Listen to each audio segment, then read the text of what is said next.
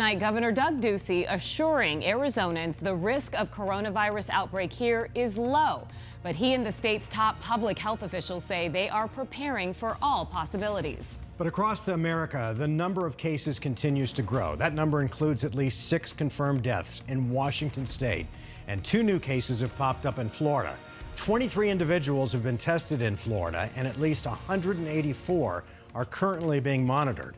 At least 9 people have recovered from the virus. Health officials say the immediate threat to the American public is low, but they do expect to see more cases. This afternoon, Governor Ducey held his first briefing on the deadly virus. Team 12's Bram Resnick was there and joins us now in studio. Bram? Yeah, this was the governor's first briefing after state health officials stepped up their response to the virus late last week. A critical piece of that response. As of today, the state can test Arizonans for the coronavirus here in a lab and provide the results in less than a day.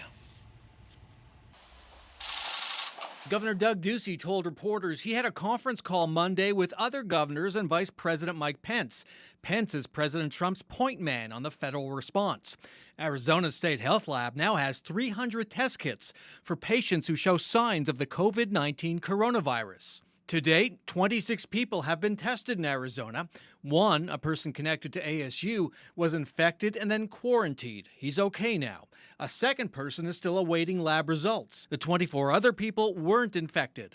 In addition, doctors are monitoring 250 travelers who returned from areas with outbreaks.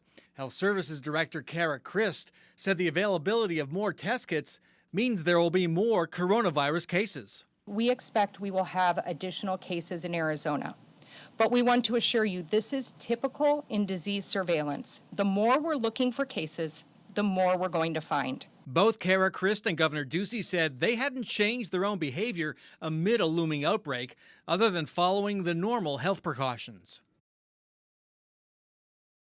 And coming up at 6, Governor Ducey has broad powers to act on his own in case of a health emergency.